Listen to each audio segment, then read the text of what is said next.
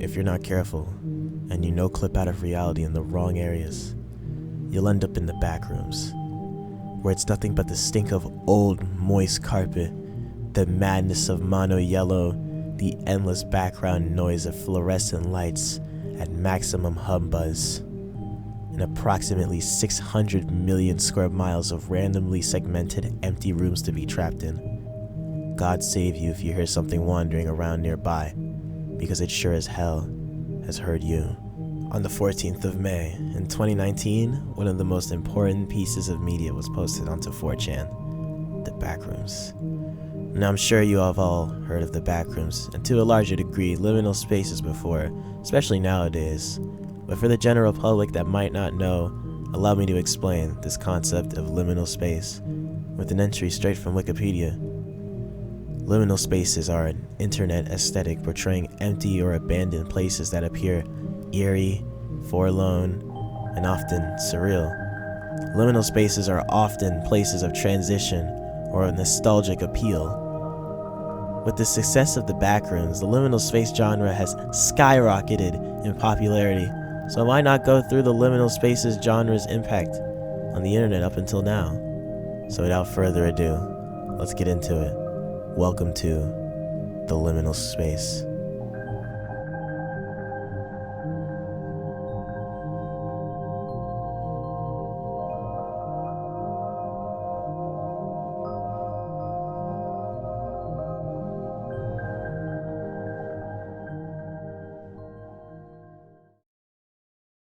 The catalyst to all this liminal space stuff was from, of course, a 4chan post. On the 12th of May in 2019, just 2 days before the initial backrooms post, there was an anonymous post with the same backrooms photo and with the text, "Post disquieting images that just feel off," which would then lead to the infamous post of the backrooms.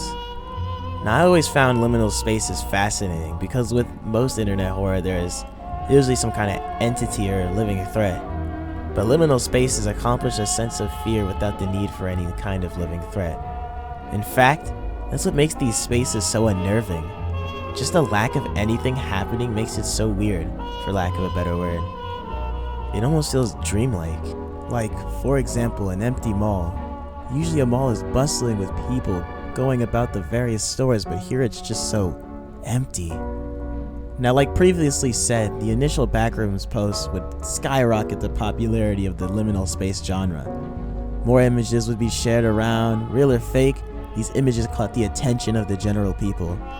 Throughout 2020 and 2021, there would be full video collections of various liminal space or dreamcore photos on YouTube and would garner a lot of views on YouTube. But I want to get into the psychological aspect of liminal spaces. Questions like, why are they even unnerving in the first place, and the weird set of feelings we feel? Through my own research, I have found the culprit of this liminal space case: nostalgia. But what even is nostalgia? Why does it happen, and how does it pertain to liminal spaces? Nostalgia is a sentimental longing or wistful affection for the past, typically for a period or place with happy personal associations. At first you'd think this doesn't really match up with liminal spaces, but you'd be wrong. The thing with these liminal spaces is that they feel like places we have been and experienced before in our real lives. But as time went on, you slowly forgot more and more about that location, only being able to make out a few features. Like previously stated, just that lack of anything happening at such familiar places can be unnerving or even just downright scary at times. I feel the best liminal spaces are the ones that aren't even trying to be scary and are just naturally unnerving. No monsters, no creatures, just the vast emptiness of an area. Now I know I've been mostly portraying liminal spaces as scary, but they can also be comforting at the same time. For example, with dreamcore, just looking at it conveys such a weirdly nice feeling. Although devoid of people like liminal spaces tend to be, the colors and the environment almost feel relaxing. Like looking into the past in a way, which goes right back to nostalgia. Nostalgia in itself is a confusing thing to discuss, as it can be seen as good or a bad feeling to have, which is pretty complicated to say the least. I think every human has had their fair share of nostalgia for something. Whether that be a game you used to play, or a song you used to listen to, or in this video's case, a place you've once seen. But maybe you haven't seen the place in real life. It may have been within a dream you once had. Dreamcore in itself is all about these dreamlike locations that are just surreal to look at. The weird thing is, I can recall these locations in memory despite never actually being there in real life. I've dreamt about these places before, but they never really existed. But looking into these photos, it's like I unlocked a memory from the past. I think liminal space and Dreamcore connect with Gen Z and millennials the most is because these images almost look like they're straight from the 90s. Like old relics of the past are now lost. They have transitioned out of their original state, but haven't been able to fully change their appearance. So it is now just as empty as an open void.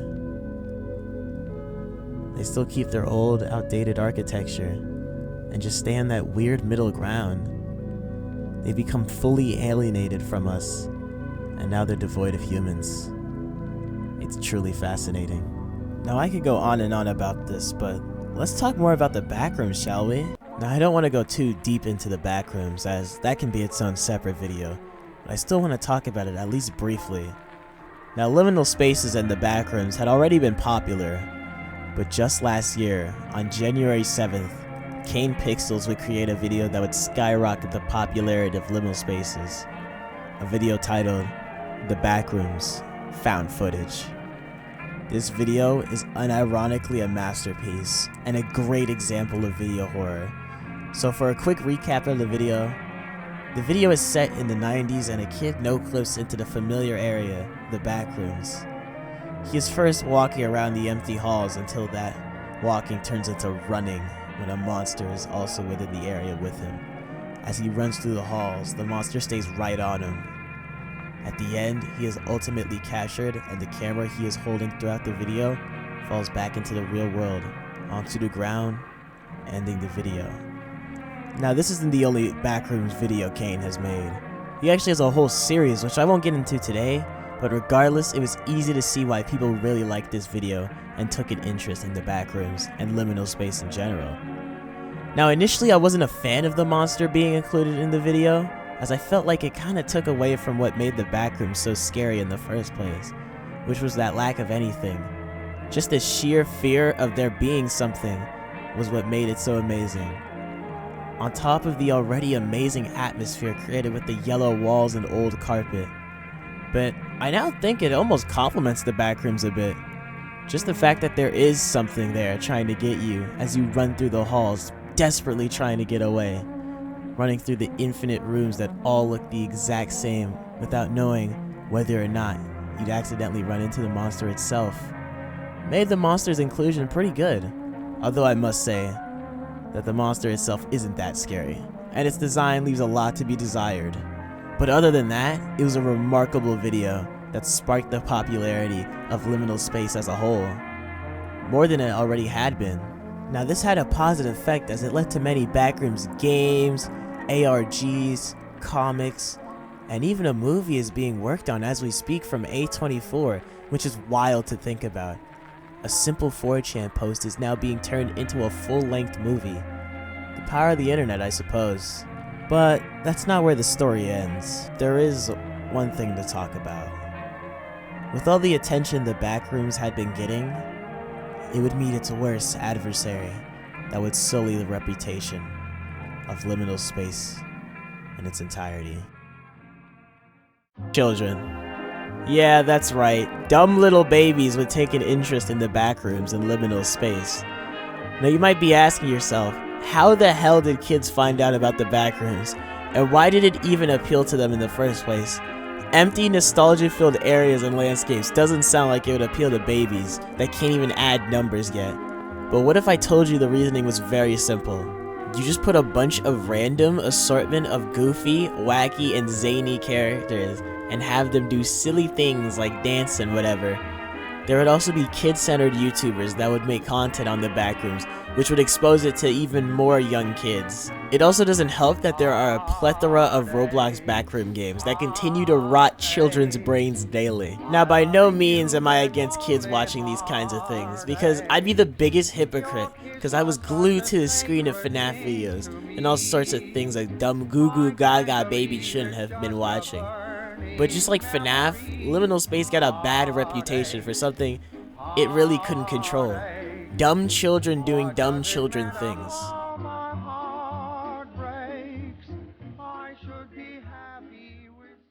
And now, we're at a bit of a weird point for Liminal Space.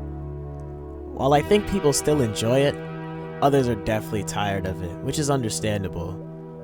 But I still love the concept and the overall look of liminal spaces. These dreamlike places in between fantasy and reality will always be cool to me. The fact that something can be so eerie without anything being inherently scary is peak horror, and I think should be appreciated for being able to do it so well. But what do y'all think about liminal space? Is it scary? Is it not? Should it keep going? Or is it time for it to be put to rest? Let me know, and as always, have yourselves a damn good one.